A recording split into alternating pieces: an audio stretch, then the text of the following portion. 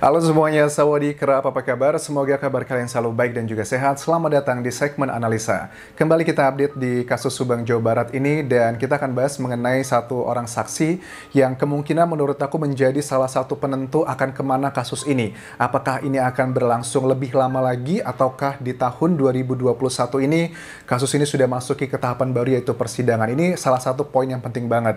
Kita sudah tahu bahwa kemarinnya itu sudah dilakukan pemeriksaan di dua tempat yang berbeda dalam waktu yang sama. Pertama adalah di Polda Jawa Barat dan kedua di Polres Subang. Nah, itu kan sudah kita ketahui ada saksi yang kurang lebih 12 atau 13 diperiksa secara bersamaan. Nah, apakah mungkin Anjas itu adalah pemeriksaan terakhir dari ke-55 saksi? Menurut aku sih belum ya. Mungkin saja dalam waktu dekat akan terjadi pemeriksaan lainnya, tapi menurut aku pada saat seandainya terjadi pemeriksaan lagi, ini adalah fungsinya untuk mengklarifikasi beberapa hal, karena seperti kalian tahu, tim penyidik itu sangat hati-hati. Memang dalam aturan hukum dibutuhkan dua alat bukti yang berbeda untuk menentukan satu tersangka, tapi sepertinya tim penyidik tidak hanya menyiapkan dua, bisa 5, bisa 4, bisa 6, yang tujuannya pada saat nanti terbantahkan, terpatahkan dengan berbagai argumen nantinya, itu masih bisa ada backup yang lainnya. Itu menurut aku ya, mereka sekarang sedang menyiapkan banyak sekali alat bukti yang untuk menentukan tersangkanya. Sekali lagi, tersangka ini bisa saja kategorinya adalah pelaku, kemudian juga otak, orang yang membantu. Paling tidak 3 lah, ataupun ada beberapa kategori lainnya. Oke, saksi siapa Anjas menurut kamu yang akan menjadi salah satu penentu ini akan semakin cepat atau lama? Ini saksi kemungkinan besar adalah yang perempuan ya, karena memang saksi perempuan ini banyak memang tidak ditemukan jejak yang cukup banyak di lokasi kejadian saksi perempuan ini, tapi ada banyak motif yang kemungkinan bisa mengarah ke perempuan ini. Kenapa aku bilangnya seperti itu dengan permasalahan? Karena ya suka tidak suka, yang namanya kasus pembunuhan di mana-mana di dunia pada umumnya dilatar belakangi oleh 3 hal. Pertama adalah masalah asmara, kedua adalah harta, dan ketiga adalah masalah hubungan sosial. Nah, untuk saksi ini menurut aku juga secara motif ada kemungkinan ke sana, tapi juga seperti kalian tahu, ada juga banyak kasus pembunuhan ternyata tidak linear dengan motif, tidak sejalan dengan motif. Itu artinya kan kalian sudah paham lah ya, tapi suka tidak suka, namanya ini adalah kasus pembunuhan, kita harus menyelesaikan dengan berbagai macam metode, ya bisa kita mengikuti guidance dengan menggunakan motif tersebut atau dengan temuan-temuan yang ada di lapangan. Nah, apa yang menurut kamu Ninjas pada saat kamu mengatakan bahwa saksi ini akan menjadi penentu apakah ini akan cepat atau lambat? Karena menurut aku banyak keterangan dari saksi ini yang nantinya akan mengkonfirmasi beberapa poin. Pertama gini, ini ada sisi pro dan kontranya. Menurut aku saksi perempuan ini di awal-awal sudah banyak di framing, nggak tahu sih, framing ataukah fakta, mungkin sudah dituduh macam-macam. Bisa saja memang dia terlibat di sini, bisa dia menjadi pelakunya, atau dia yang mengetahui, atau dia yang membantu. Itu kemungkinan bisa kategorinya di situ. Atau mungkin sama sekali tidak terlibat. Itu adalah 4 kemungkinan mengenai saksi perempuan ini. Tapi dengan keterangan yang menurut aku ada beberapa perbedaan. Aku sempat melihat ya di sejumlah media massa, terutama terkait dengan kronologi di 48 jam pertama. Ada saksi yang memberikan keterangan agak sedikit berbeda dengan saksi lainnya, walaupun tujuannya satu, yaitu adalah membantu si saksi lain tersebutnya. Tapi pada saat dikonfirmasi, kita cek jejak digital, itu juga ada sedikit perbedaan ya. Walaupun tidak aku tunjukkan contoh-contohnya apa, karena ini nanti bisa menunjukkan siapakah saksi tersebut. Ya, kalian boleh berasumsi siapapun itu. Tapi yang aku coba bahas di sini adalah tentang apa langkah-langkah berikutnya. Nah, pada saat nanti seandainya dia itu akan diperiksa kembali oleh tim penyidik, nanti akan coba dicek nih, diceknya pertama dengan BAP pasti. Tapi BAP saja tidak cukup, pasti akan disinkronkan, diintegrasikan dengan data-data lainnya, misalnya dari CCTV atau data dari handphone. Karena kalian juga tahu ya, bahwa sinyal handphone kita itu bisa dideteksi nih, kondisi hidup itu bisa dicek, kondisi mati juga bisa dicek dengan beberapa hal teknis yang itu bukan bagian kita ya, itu sudah mereka mengerti sendiri. Tapi pada intinya untuk mengecek konfirmasi seandainya bahwa saksi perempuan ini bilang begini, bahwa ya memang pada saat itu saya bersama dia di sini, tentunya akan di cross check nih. Di cross checknya adalah Oke, kita coba bandingkan dengan CCTV. Setelah itu, oke, coba kita bandingkan dengan data handphone. Benar nggak di situ? Atau kita bandingkan dengan beberapa data lainnya. Ada mungkin jejak-jejak yang ada yang tertinggal di sana. Jejak ini bisa berupa dari yang berhubungan dengan DNA atau sidik jari, ataupun juga jejak dari BTS sendiri. Tapi ini adalah yang akan menjadi sangat penentu sekali untuk menentukan siapakah tersangkanya. Sekali lagi ya, tersangka nggak cuma satu di sini, kemungkinan besarnya ada beberapa orang, ada teori konspirasi di sini. Oke, nah kemudian kalau kita melihat juga kan ya, ada beberapa opini yang bilang kayaknya Anjas kasus ini lama banget, apa mungkin karena tim penyidik belum percaya diri untuk menentukan tersangkanya. Menurut aku terminologi yang tepat bukan tidak percaya diri ya, tapi sangat hati-hati. Kenapa? Wah Anjas hati-hati udah 3 bulan lebih ini, udah 100 hari kemarin. Ya, karena kita negara demokrasi, kawan. Negara demokrasi itu pada saat nanti sudah ditentukan tersangkanya, mereka sudah memiliki pengacara masing-masing, pasti akan membantah A, B, C, D, E. Kalau alat bukti tersebut tidak kuat, itu pasti akan dipatahkan. Ada nama besar kepolisian yang bisa aja nggak menjadi kredibel lagi karena hal ini. Makanya, seperti aku bahas di video sebelumnya, ada kemungkinan bahwa tim penyidik itu sedang mengumpulkan tidak hanya 2 alat bukti, tapi beberapa alat bukti bisa 5 ataupun 6. Nah, kemudian juga pasti akan ada nih pro dan kontra. Ada yang bilang begini bahwa ada dugaan Anjas, apakah ada keteledoran dari tim penyidik di awal kasus ini muncul, kok bisa sampai selama ini?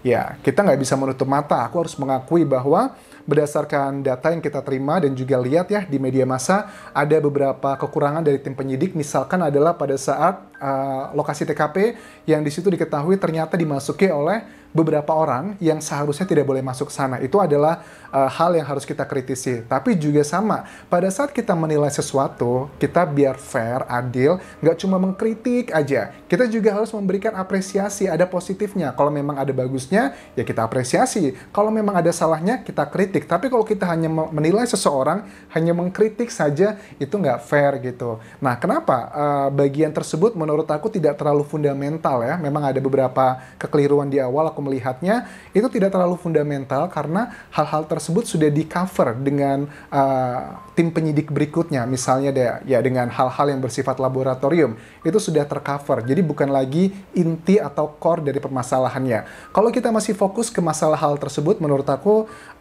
kalau kita nggak percaya dengan tim penyidik, kita percaya dengan siapa lagi gitu. Karena kan mereka yang berwenang, karena mereka yang bertanggung jawab gitu. Jadi ya nggak apa-apa, kita kritik di awal karena ada beberapa hal yang menurut kita ada hal yang misalnya adalah beberapa orang kok bisa masuk ke lokasi nih.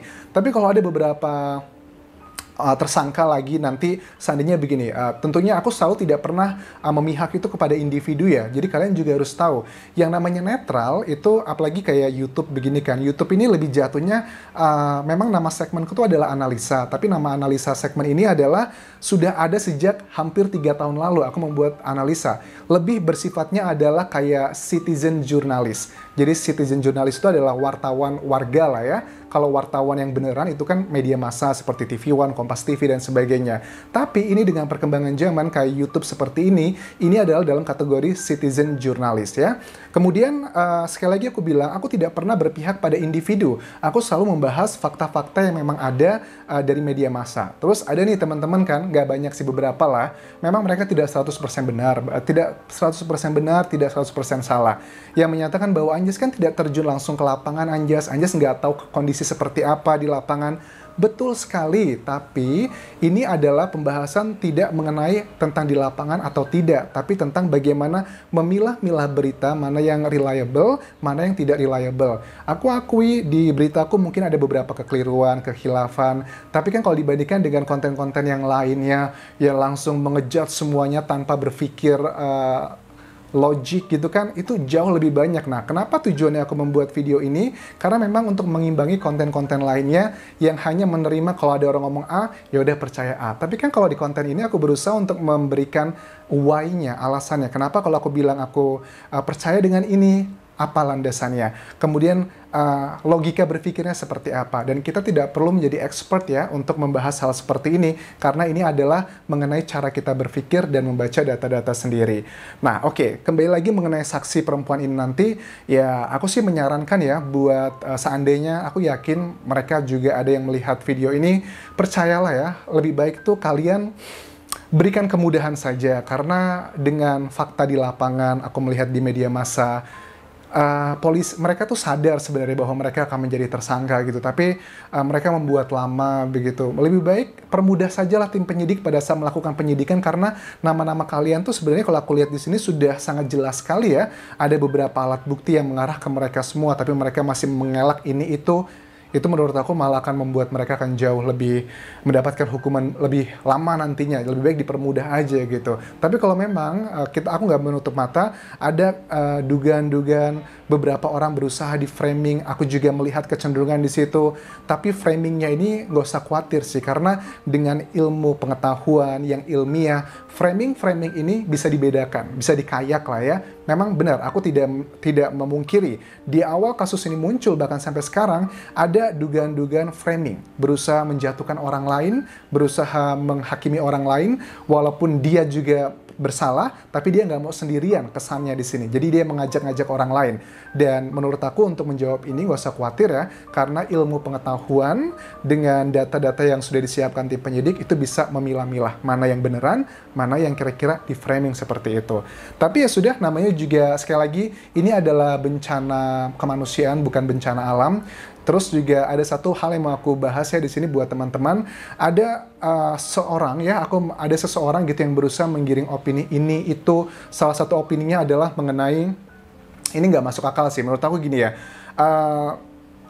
Saya mau ngomong tapi males gitu, tapi udah gini lah. Oke, nggak usah diomongin deh, nanti aja ya kalau sudah. Oke, maaf ya. Sebenarnya saya udah agak kesel, tapi ya sudahlah, nanti aja, biarkan waktu yang menjawabnya. Tapi kalau kalian mau melihat apa-apa aja sebenarnya yang tidak berhubungan dengan kasus ini, ya kalian bisa follow Instagramku di sana. Kadang aku juga manusia biasa, aku membalas beberapa hal yang menurutku ada nilai edukasi buat netizen. Tapi tidak aku bahas deh, nanti aja. Kalau sudah ketahuan siapakah tersangkanya, ya sudah, nanti kita akan bahas bareng-bareng hal-hal yang subjektif seperti itu. Tapi sekarang ya sudah, kita fokus, kita kawal kasus ini untuk mengetahui siapakah tersangkanya. Dan terima kasih sudah menonton video ini. Jangan lupa subscribe ya, dan jangan lupa follow Instagramku Dianjas di Thailand. Dan sekali lagi terima kasih komentar positif kalian, itu adalah support nyata kalian untuk aku terus mengawal kasus ini hingga tuntas nanti. Nggak usah khawatir, aku yakin walaupun prosesnya cukup lama, tapi di persidangan nanti kayaknya akan cepat, karena tim penyidik sudah menyiapkan banyak hal yang akan mematahkan argumen-argumen para tersangka nantinya. Sampai ketemu lagi di video berikutnya. Kopun Club semuanya. Bye-bye.